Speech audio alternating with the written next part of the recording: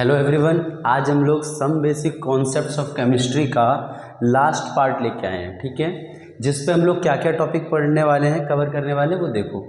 Empirical formula and molecular formula, stoichiometric coefficient या stoichiometry पे detail से बात करेंगे।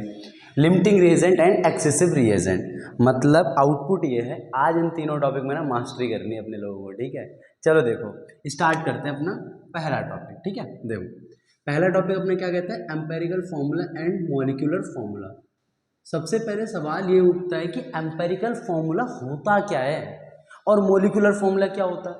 सीधी सी बात है ना, क्या होता है। देखो बेटा, सिंपल सी डेफिनेशन इसकी, सिंपल सी एकदम प्यारी सी। मॉलिक्यूलर फॉर्मूला का मतलब होता है exact number of atom present in a compound. अभी हम इस पर डिटेल भी काम करेंगे ऐसा क्यों होता है।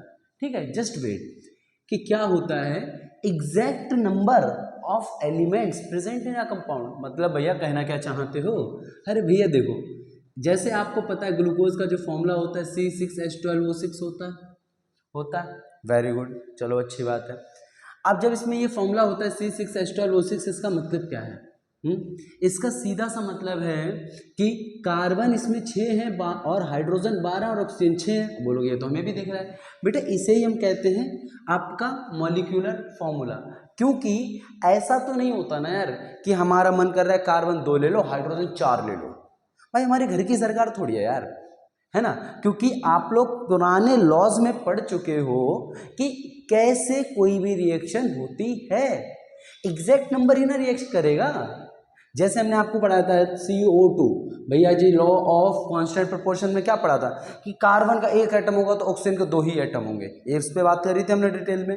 वही तो, अब ऐसा थोड़ी है कि भैया आप एक काम करिए, C को 2 ले लो, ऑक्सीजन को 4 ले लो। ऐसा थोड़ी होता यार, है ना। क्योंकि ये तो दूसरा कंपाउंड बना देगा, इसकी प्रॉपर्टी डिफरेंट हो जाएगी। ये तो हम पढ़ चुके हैं कि नहीं पढ़ चुके, बढ़िया।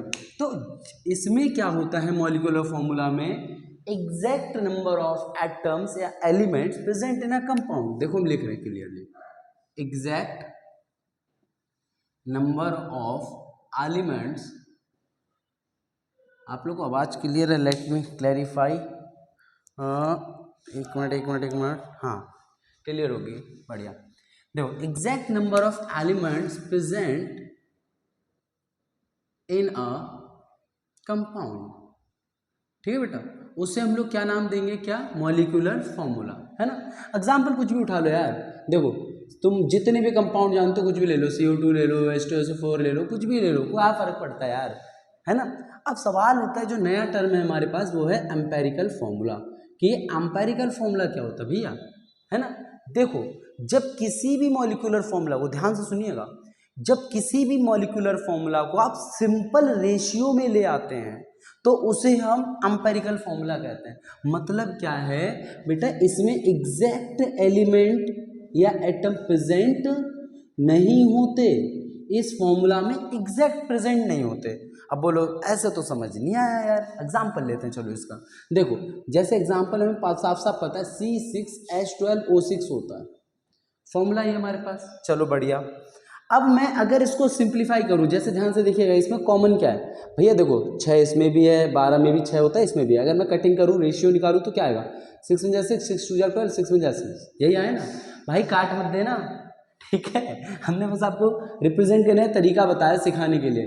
तो CH2O कार्बन कितना है, 1 है, हाइड्रोजन कितना है, 2 है, ऑक्सीजन कितना है, 1 है। तो this is the empirical formula of क्या, ग्लूकोज यार, समझे कि नहीं समझे। ये जो CH2O है ये क्या है, एम्पेरिकल फॉर्मूला है। किसका एम्पेरिकल फॉर्मूला है, ग्लूकोज का।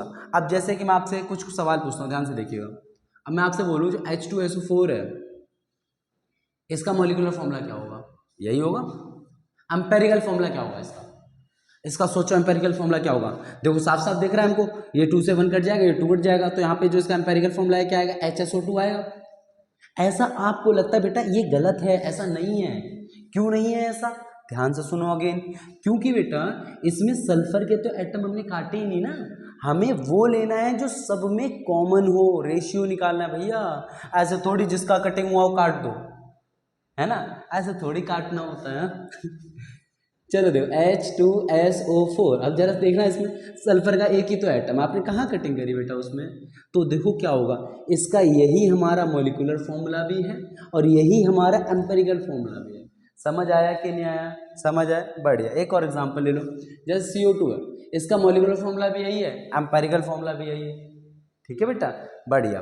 अब जैसे कि मैं आपको बोल दूँ इथीन ले लो, जैसे कि आप लोग बचपन में पढ़ के आए हो, इथीन ले लो। जैसे ये होता है ना इथीन का स्ट्रक्चर,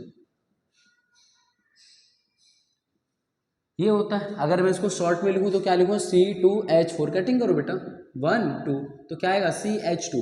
मतलब C2H4 का जो एम्पेरिकल फॉर्मूला है वो क्या होगा, CH2। इतनी सी बात से एक लॉजिक क्लियर हुआ कि सिंपलेस्ट रेशियो निकाल लो बस। कटिंग होती है तो कर दो, नहीं होती तो भाड़ में जाए। ठीक है, कटिंग होती है तो कर दो, तो भाई मॉलिक्यूलर फॉर्मूला एम्पेरिकल फॉर्मूला अलग अलग हो जाएंगे, और कटिंग नहीं हो रही है तो दोनों सेम रहेंगे। क्लियर हुआ कि नहीं हुआ? बढ़िया। अब यहां से जरा एक चीज ध्यान से देखो क्या हो सकता है, होपफुली समझ आ गया होगा ना। एक बार एनालाइज कर लो, 5 सेकंड दे रहे हैं आपको। 5 4 3 2 1 0। चलो स्टार्ट करते हैं आगे। समझ आ रहा है ना? अब मैं मॉलिक्यूलर फॉर्मूला और एम्पेरिकल फॉर्मूला पे थोड़ी सी और बातें करने जा रहा हूँ, ध्यान से देखना। अब बोलोगे भैया एक बात बताओ, अभी आपने जो कंपाउंड लिया था, क्या लिया था? आपने लिया था कि C6H12O6 था। चलिए ठीक है, इसका जो हमने, ये तो मॉलिक्यूलर फॉर्मूला था। अगर मैं इसके एम्पेरिकल फॉर्मूला पे बात करूँ तो हमारा आया था CH2O। ये हमारा क्या आया था, इसका एम्पेरिकल फॉर्मूला आया था। चलो बढ़िया, जरा ध्यान से देखना यार, इनमें कोई रिलेशन आ रहा है? ध्यान से देखो, अगर मैं एम्पेरिकल फॉर्मूला में 6 से मल्टीप्लाई कर दूं, मतलब जो कटा है उससे मल्टीप्लाई कर दूं, क्या मॉलिक्यूलर फॉर्मूला बन जाएगा? हाँ बिल्कुल बन जाएगा सर। कैसे बन जाएगा? देखो भैया, यहाँ पे 6 डाल दिया, 12 हो गया, 6 हो गया। समझे कि नहीं समझे? अब आधे बोले पल्ले ही नहीं पड़ा। देखो भाई सीधी सी बात है यार। अब जैसे CH2, अगर तुम इसमें 6 से मल्टीप्लाई करो तो कार्बन के नीचे 1 है तो 6 आ जाएगा, हाइड्रोजन के नीचे 2 है तो 12 आ जाएगा, और यहाँ पे ऑक्सीजन के नीचे 1 है ना, यहाँ पे जहाँ कुछ नहीं होता 1 होता ना भाई, सबका मालिक 1, तो ऑक्सीजन के नीचे 1 है तो क्या आ जाएगा, 6 आ जाएगा। बस सिंपल सी बात है। आगे C6H12O6 नहीं आ गया? चलो भैया, अरे यार इसमें तो हमको रिलेशन मिल गया। इससे क्या रिलेशन मिल गया कि अगर molecular formula is equal to, हम एक चीज लिख सकते हैं, एम्पेरिकल फॉर्मूला इनटू में एन। एन क्या होगा? एन हमारा वो नंबर होगा जो कटिंग करने के बाद आता है। जो कटता है उसे हम क्या कहते हैं, एन कहते हैं। एन फैक्टर भी बोल सकते हो आप चाहो इसे, जो चाहो बोल दो, कोई फर्क नहीं पड़ता। समझ आया? यहां से मैं एक चीज निकाल सकता हूं, अभी देखना इस पर बहुत बेहतरीन न्यूमेरिकल करेंगे, बहुत अच्छा टॉपिक है ये। देखो ध्यान से देखा जाए तो क्या बनेगा, एन इज इक्वल टू, ये एम्पेरिकल फॉर्मूला मल्टीप्लाई में करा के डिवाइड हो जाएगा, तो एन इज इक्वल टू क्या हो जाएगा, मॉलिक्यूलर फॉर्मूला अपॉन में एम्पेरिकल फॉर्मूला हो जाएगा। ये बेटा बहुत इंपॉर्टेंट रिलेशन है। अब आपसे कोई पूछे यहाँ पे एन क्या होता है, मैम मेरे पास एक तरीका था कि मैं आपको डायरेक्ट फॉर्मूला लिखवा देता, लेकिन तब आपको ये फील नहीं होता कि एन का मतलब क्या है। सीधा सा मतलब है एन का कि आपका जितने इलेक्ट्रॉन बोल रहे हैं यार, जितना आपका जो स्मॉलेस्ट रेशियो आया था, तो जो नंबर कटा था, जो फैक्टर सब में कॉमन था, उसी फैक्टर को हम एन फैक्टर बोल रहे हैं। क्या ये भैया कांस्टेंट है? बिल्कुल नहीं यार। अब जरूरी थोड़ी है इस फॉर्मूले में 4 कटा तो उसमें भी 4 कटे, हो सकता है उसमें 6 कॉमन आ जाए, उसमें 2 कॉमन आ जाए, तो हर कंपाउंड के हिसाब से वेरी करेगा। और देख के निकाल दोगे यार, 3rd क्लास में पढ़ाते हैं, रेशियो काट दो, जो रेशियो काटने के बाद आएगा वही आएगा हमारा। समझे कि नहीं समझे? चलो बढ़िया। अब इसमें बहुत बेहतरीन सवाल करते हैं, ठीक है, देख लो आराम से। अब इस पर देखो, हम एक बहुत बेहतरीन सवाल करते हैं बेटा, देखना एकदम मजा आ जाना तुम लोगों को। जैसे कि एक कंपाउंड है, देखना क्या क्या आ सकता है इस पर क्वेश्चन। मान लो आपको दिया है, उसका जो एम्पेरिकल फॉर्मूला है आपको दे दिया है, मान लो दे दिया CH2O। भाई आंसर गलत भी आ सकता है, हमारा काम कॉन्सेप्ट सिखाना, हम कुछ भी ले ले रहे हैं, ठीक है बेटा। चलो बढ़िया, CH2 है। अब मैं इसका मॉलिक्यूलर मास गिवन दे दूँ आपको, कितना ले लें यार मॉलिक्यूलर मास, कितना लोगे, कुछ भी ले लो, चलो 100 ले लिया, ले लिया। चलो एक काम करते हैं, वेरिएबल में काम करते हैं, वेरिएबल में काम करते हैं। मॉलिक्यूलर मास इसका क्या हो गया, x ले लिया हमने, ले लिया, x ग्राम आया होगा कुछ। अब आपसे इसमें क्या बोला गया है, आप इसमें निकालिए बेटा, आप इसमें क्या निकालिए, मॉलिक्यूलर फॉर्मूला को निकालिए, आपसे ये बोला गया। क्वेश्चन अच्छा है, देखो अब ध्यान से। एम्पेरिकल फॉर्मूला हमें गिवन है, मॉलिकुलर मास आपको x ग्राम दिया, x ग्राम मतलब 10 ग्राम 20 ग्राम 40 ग्राम कुछ भी हो सकता है, दैट डजंट मैटर, ठीक है। अब आपने क्या करना है, मॉलिकुलर फॉर्मूला निकालना है, निकालें। हम लोग एक बात जानते हैं बेटा कि n इज इक्वल टू, आपका पता है मॉलिकुलर फॉर्मूला अपॉन में एम्पेरिकल फॉर्मूला होता है, इसी तरीके से बेटा n इज इक्वल टू एक और होता है मॉलिकुलर फॉर्मूला का मास, f मास अपॉन में एम्पेरिकल फॉर्मूला का मास। समझ आया कि नहीं आया? अब देखो ध्यान से बेटा, अब तो सिंपल है, मॉलिकुलर मास फॉर्मूला का मास कितना आ गया, x आ गया, एम्पेरिकल फॉर्मूला का मास कितना होगा, सोचो सोचो जल्दी बुद्धि मारो यार, 12 प्लस हाइड्रोजन 2 प्लस ऑक्सीजन 16, कितना आ गया, 12 2 14, 14 2 28, 28 2 30 आ गया, क्या देखना 30 आ गया, बढ़िया, 30 से डिवाइड कर दिया हमने, कर दिया। अब यहाँ से देखो बेटा मैं n की वैल्यू मिल जाएगी, नहीं मिल जाएगी, सोचो सोचो n की वैल्यू मिल जाएगी। अब बोलो कैसे मिल गई भैया, देखो सुनो, अभी यहाँ पे सपोज करो मैं अगर ये 2 ग्राम ले लेता हूँ तो यहाँ पे वैल्यू मेरी क्या आ जाती, यार कुछ ऐसी वैल्यू लो जो कटिंग हो जाए अच्छे से, चलो 60 ले लो, 60 ग्राम ले लो, तो यहाँ पे क्या ले लूँगा 60 आ जाएगा मेरा। अब 60 आते यहाँ पे 2 से मल्टीप्लाई हो गई, तो मतलब मेरी n की वैल्यू क्या आ गई, 2 आ गई। अब बोलो इससे क्या ही कर लिया भैया हमने, क्या कर लिया इससे हमने, है ना। तो इससे देखो हमने क्या कर लिया, बड़ा सिंपल है बेटा, CH2O जो है इसमें 2 से मल्टीप्लाई कर दो तो हमें मिल जाएगा हमारा मॉलिक्यूलर फॉर्मूला, आ सको ऐसा मिल जाएगा। देखो यार 2 से मल्टीप्लाई करो क्या जाएगा, कार्बन 2 हो जाएंगे, हाइड्रोजन 4 हो जाएंगे, है ना, ऑक्सीजन कितना हो जाएगा, 2 हो जाएगा। तो इसके लिए ये हमारा क्या हो गया, हमारा एम्पेरिकल फॉर्मूला हो गया, सॉरी बेटा मॉलिक्यूलर फॉर्मूला हो गया ये कंडीशंस के लिए। होपफुली आपको क्लियर हो गया होगा एकदम, ठीक है। पहले हमने इस पर वेरिएबल पे भी काम करके देख लिया, फिर हमने इसमें वैल्यू डाल के भी देख ली। समझ आया कि नहीं आया बेटा? इससे अलावा इसमें कोई भी सवाल नहीं बनता, आपको ये सिंपल सा आना चाहिए कि एक्चुअल में एम्पेरिकल फॉर्मूला और मॉलिक्यूलर फॉर्मूला का मतलब क्या होता है। फॉर्मूला एक ही एग्जिस्ट करता है, वो एक n है। एक और तरीका है इसमें निकालने का, जो हम अगर परसेंटेज में डेटा दिया जाता है तो टेबुलर फॉर्म से निकालते हैं, ठीक है बेटा, है ना, वो आपने कवर करना है। अगर नहीं आए कमेंट कीजिएगा, डेफिनेटली उस पर अलग से वीडियो बना देंगे। वैसे बहुत ईजी है, that's why I am not covering it, ठीक है बेटा। करते क्या है हम बता देते हैं, हिंट दे देते हैं आपको जैसे CH2O लिया है, अब इसमें क्या कर रहे हैं, अलग अलग टेबल में अलग अलग एलिमेंट ले लेते हैं, ठीक है, अलग अलग एलिमेंट उनका परसेंटेज दिया, ये 70% ये 30% है, परसेंटेज लेके आराम से रेशियो निकाल देते हैं, ठीक है बेटा। आपको अगर नहीं क्लियर है ना, मेरे हिसाब से सबको क्लियर होगा, तो वीडियो को लंबा नहीं करना अपने को, नहीं क्लियर है तो बेटा आप एक काम कीजिएगा, कमेंट कर दीजिएगा, I will definitely do it, मैं डेफिनेटली उस पर वीडियो शूट कर दूंगा आपके लिए। समझ आ गया? मेरे हिसाब से आपको एम्पेरिकल फॉर्मूला मॉलिक्यूलर फॉर्मूला अच्छे से क्लियर हो गया होगा, तगड़े तरीके से हो गया, चलो बढ़िया। अब हम लोग बात करते हैं स्टैच्यूमेट्री। स्टैच्यूमेट्री में तो देखो बेटा आपने एकदम क्या ही बोले, मक्खन बजाएगा चलो बढ़िया, राधे राधे। तो इसमें बेटा अगर हम आगे बात करें तो क्या होगा, स्टैच्यूमेट्री। स्टैच्यूमेट्री क्या होता है बेटा, देखो दूसरा टॉपिक आया हमारा क्या, स्टैच्यूमेट्री। हम शुरू करेंगे स्टैच्यूमेट्री होता क्या है वहां से, एकदम शुरू से, एकदम यार बेसिक एग्जांपल उठा लेते, जो रिएक्शन बचपन से पढ़ते आए अपने लोग, कि H2 + O2 gives you H2O। और सीरियसली बता बेटा, आप ये 1 मिनट ध्यान से सुन लो, जिंदगी में ना कुछ भी हो जाएगा, स्टैच्यूमेट्री का कोफिशिएंट का क्वेश्चन नहीं छूटेगा, इस बात की गारंटी है भाई। केमिस्ट्री फील करने का टॉपिक है ये, एकदम फील करने का ये वाला केमिस्ट्री को ध्यान से देखना आप जरा, एकदम फुल्ली फोकस्ड। हाइड्रोजन 2 है, इधर 2 है, ठीक है, ऑक्सीजन 2 है, इधर 1 है, बैलेंस कर लो बेटा। हाइड्रोजन 4 हो गए, ऑक्सीजन 2 है, सब कुछ बैलेंस है, बढ़िया। अब ध्यान से देखने वाली बात ये है इसमें, चलो मैं मास के रिस्पेक्ट में बात कर लेता हूँ पहले, स्टैच्यूमेट्री कोफिशिएंट मास ये होता क्या है। अब आपके मन में ये आ रहा होगा स्टैच्यूमेट्री कोफिशिएंट, ये जो बैलेंस करने के बाद आगे नंबर आता है ना बेटा, इसे हम कहते हैं स्टैच्यूमेट्री कोफिशिएंट, जहाँ कुछ नहीं होता 1, मतलब इसका 2, ये हमारे स्टैच्यूमेट्री कोफिशिएंट हो गया, ये हो गया और ये हो गया, 2 1 2, समझ आ गया, बढ़िया। अब आगे देखना, ध्यान से देखना बेटा, हाइड्रोजन का अगर मैं मास निकालूँ तो क्या आएगा भैया, एक बात बताओ, हाइड्रोजन का 1 होता है, 4 हाइड्रोजन है तो कितना हो जाएगा, 4 ग्राम हो गया, चलो बढ़िया। ऑक्सीजन पे बात करो, सॉरी भाई प्लस क्यों लगा रहे हो यार, ऑक्सीजन पे अगर बात करें तो क्या होगा, 1 का कितना होता है, 16 होता है, 2 का कितना हो गया, 32 हो गया। अगर अब पानी की बात करूँ कितना जाएगा यार, वो सोचो सोचो, हाँ 4 इसका हो गया और 16 इसका हो गया, 16 4 20, यही जाएगा कि नहीं जाएगा, सोच लो एक बार और देख लो। हाँ H2O कितना होता है, अरे भाई भाई भाई भाई ये क्या कर दिया यार, ये क्या कर दिया, देखो H का कितना है, मतलब यहाँ पे हाइड्रोजन कितने हैं, 4 है, 4 है तो कितना हो जाएगा, 4 × 1 हो जाएगा, प्लस ऑक्सीजन 2 है ना बेटा, 2 है ना, तो कितना हो जाएगा 4, 16 दूनी 32, 16 दूनी 32, 32 और 4 36 ग्राम, मतलब कितना रिएक्ट करेगा ये, 36 ग्राम करेगा। समझ आ गया क्या? चलो बढ़िया, बहुत बढ़िया।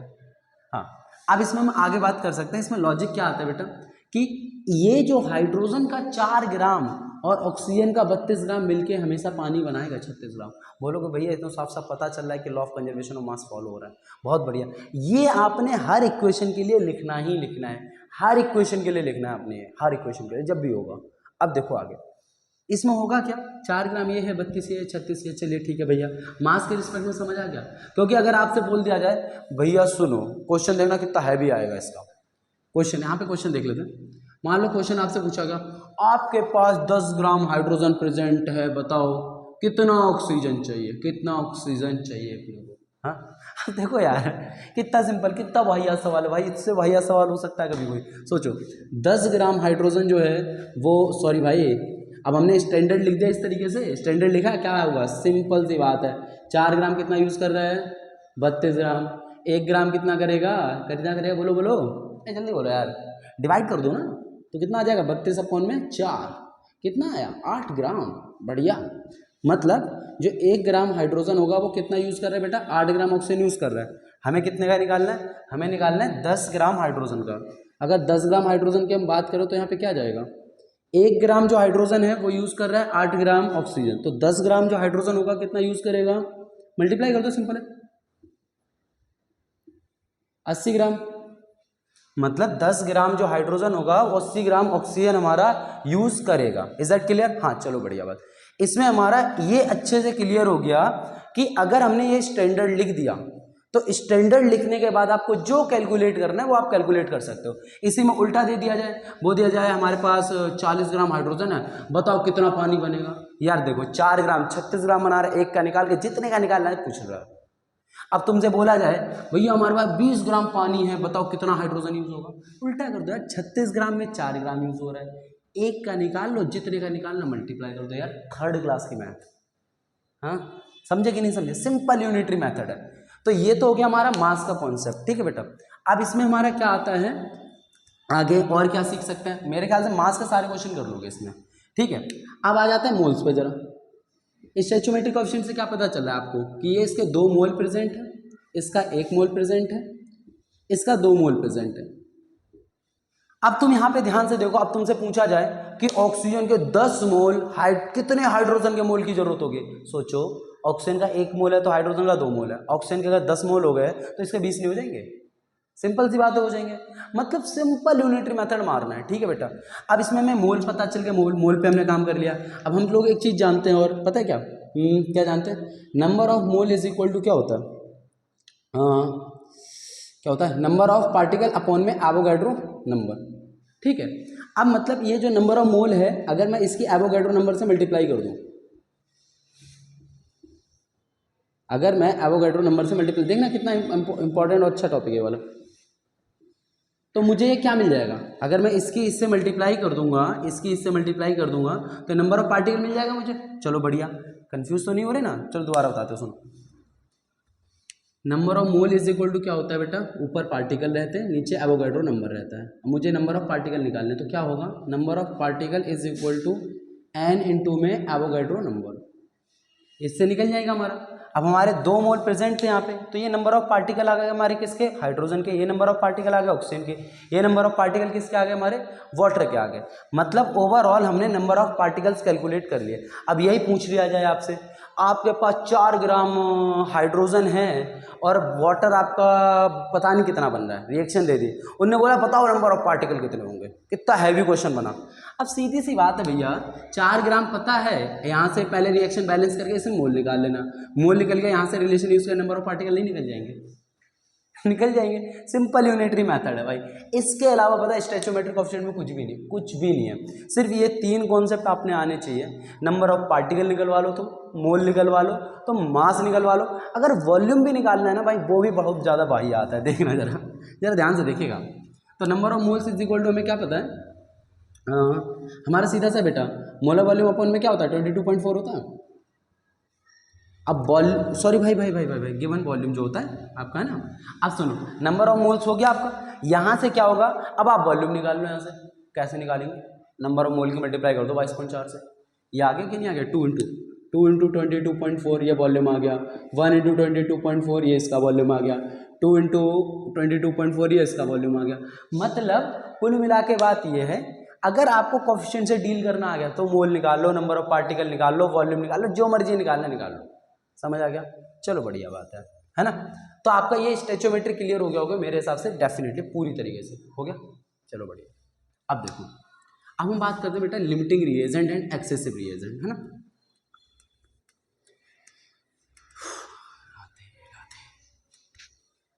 देखो अब लिमिटिंग रिएजेंट एक्सेसिव रिएजेंट तो यार बहुत ज़्यादा सिंपल टॉपिक है, बहुत ज़्यादा एक सिंपल। देखो जैसे मान लो फिर से हम अपनी वही सिंपल वाली रिएक्शन लेंगे, एकदम बच्चों वाली, 2H2 plus O2 gives you what, 2H2O। Simple reaction लेंगे एकदम। अब इस रिएक्शन में अगर देखा जाए, एक बात बताओ, तुमने भाई एक काम करते हैं, एकदम बेस्ट एग्जांपल सुनना, अगर तुम्हारे पास रोटी और सब्जी दोनों है, मस्त खाना खा रहे हो भाई, एक बात बताओ, अब रोटी या सब्जी में से पहले कोई तो खत्म होगा या दोनों बराबर खत्म होते हैं? बोलोगे भाई हमारे तो दोनों बराबर खत्म होते हैं। अरे मान लो यार मम्मी ने सब्जी भर कर दे दी, तो जो पहले खत्म हो गया वो लिमिटिंग रिएजेंट, जो बाद में रह गया उसे क्या बोलेंगे, एक्सेसिव रिएजेंट। समझ आया कि नहीं आया? बहुत बढ़िया। जैसे कि हमारे पास हाइड्रोजन है और ऑक्सीजन है, तो ये जब रिएक्ट करके पानी बना रहे होंगे ना बेटा, तो जो पहले खत्म हो गया वो लिमिटिंग रिएजेंट, और जो बाद में खत्म हुआ उसे क्या बोलेंगे, एक्सेसिव रिएजेंट। अब देखना एग्जांपल से भाई, जैसे मान लो आपसे बोला जाए स्टैचोमेट्री का यूज करके निकालेंगे, ठीक है, तो स्टैचोमेट्री का एग्जांपल मान लो आप इसे। अब देखो भाई सीधी सी बात है, अब इसमें एक क्वेश्चन देख लो, अगर आपके पास 10 gram hydrogen gas is present, sorry 10 gram hydrogen gas is present, है ना, और आपसे बोला गया है आपका पानी बन रहा है, अब इसमें बोला गया है कि अब बताओ, और 20 gram and 20 gram is oxygen is present, oxygen is present, oxygen gas is present. अब यहाँ पे अगर मैं बात करूँ, मेरे से बोला क्या गया, बताओ कौन सा लिमिटिंग रिएजेंट है, कौन सा एक्सेसिव रिएजेंट है, ये निकालना है हमने। देखो बेटा स्टैंडर्ड लिखेंगे, एकदम जल्दी जल्दी लिखो, 2H2 plus O2 gives you what, 2H2O। ठीक है भाई, बढ़िया। अब स्टैंडर्ड लिखो, 4 ग्राम, 32 ग्राम, अभी लिखा था भाई 36 ग्राम, ये स्टैंडर्ड लिख दिया हमने। अब तुम एक बात बताओ, जरा मैं एक को चेक कर लेता हूँ, 10 ग्राम हाइड्रोजन दिया मेरे को, तो मैं निकाल लेता हूँ 10 ग्राम हाइड्रोजन के लिए कितनी ऑक्सीजन चाहिए। देखो भाई 4 ग्राम के लिए कितनी ऑक्सीजन चाहिए, 32 ग्राम, 1 ग्राम के लिए कितनी चाहिए, 32/4, और निकाल अपने हाइड्रोजन गिवन कितने बेटा, 10 ग्राम गिवन है, तो 10 ग्राम का निकालने के लिए क्या करोगे, 32/4 × 2 में 10, ठीक है बेटा, तो 4 8 जा 32, 8 10 जा 80, मतलब हमें कितने ऑक्सीजन की जरूरत थी, 80 ग्राम ऑक्सीजन की जरूरत थी। आउटपुट क्या है, ध्यान से सुनिएगा, अगर हम यहाँ पे कॉन्सेप्ट पे काम कीजिए, एकदम कॉन्सेप्ट को दिमाग में सेट कीजिए कि 10 ग्राम हाइड्रोजन से 80 ग्राम ऑक्सीजन चाहिए तभी रिएक्शन होगी। मतलब अगर आपके पास 10 ग्राम हाइड्रोजन है तो 80 ग्राम ऑक्सीजन चाहिए ही चाहिए। सवाल समझ आया कि नहीं आया? अब तुम खुद सोचो, 10 ग्राम हाइड्रोजन है लेकिन आपको ऑक्सीजन कितना दिया है, 20 ग्राम, चाहिए कितना ऑक्सीजन, 80 ग्राम चाहिए ना भाई ऑक्सीजन, तो ऑक्सीजन की कमी पड़ेगी, यहाँ पे कमी पड़ेगी नहीं पड़ेगी, कमी पड़ेगी। चलो बढ़िया, तो बेटा ऑक्सीजन हमारा क्या हो गया, यहाँ पे लिमिटिंग रिएजेंट हो गया, क्योंकि पहले खत्म हो जाएगा, क्योंकि 80 ग्राम चाहिए ना भाई, नहीं समझे। जैसे देखो मैं तुम्हें आपको स्टैंडर्ड से समझाता हूँ, ठीक है, जैसे यहाँ पे कटिंग आया 8, वैसे आधों को समझ आ गया हो, उनका कॉन्सेप्ट कंप्लीट कर दें, तो ये हमारा लिमिटिंग रिएजेंट हो गया, पहले खत्म हो गया, और जो बाद में बच गया उसे क्या बोलेंगे, एक्सेसिव रिएजेंट। ठीक है, अब जिनको नहीं है उनको दे ध्यान से देखो बेटा, 1 ग्राम जो हाइड्रोजन है वो 8 ग्राम ऑक्सीजन को कंज्यूम कर रहा है, ठीक है बेटा, चलो बढ़िया, 1 ग्राम हाइड्रोजन, 1 ग्राम है ना, हाँ, 8 ग्राम ऑक्सीजन चाहिए, तो अगर जब रिएक्शन में 2 ग्राम हाइड्रोजन यूज हो जाएगा तो 16 ग्राम ऑक्सीजन चाहिए होगा, ठीक है, जब ये 3 ग्राम यूज होगा तो 24 ग्राम चाहिए होगा, लेकिन अपने पास तो 20 ही ग्राम है, मतलब इसका सोच रहे हो हाइड्रोजन का 3 ग्राम भी यूज नहीं हो पाएगा ढंग से, तो बीकर में हमारा हाइड्रोजन एज इट इज बच जाएगा, लेकिन ऑक्सीजन पूरा का पूरा कंज्यूम हो जाएगा। समझ आ गया भाई? देखो अगर जिसको स्टैचोमेट्रिक कॉन्स्टेंट क्लियर होगा ना, उसको लिमिटिंग रिएजेंट बहुत अच्छे से क्लियर हो गया होगा, हो गया अच्छे से? चलो बढ़िया, अगर नहीं हुआ एक बार रिवाइंड करके देखो, डेफिनेटली क्लियर हो जाएगा। ठीक है, तो उम्मीद है आपको ये पूरा चैप्टर आज हमने बाइंड अप कर दिया, आज आपको समझ में आ गया होगा पूरे अच्छे तरीके से ये वाला चैप्टर अच्छे से। बाकी मिलते हैं अगली क्लास में, अगले लेक्चर में एक नए चैप्टर के साथ।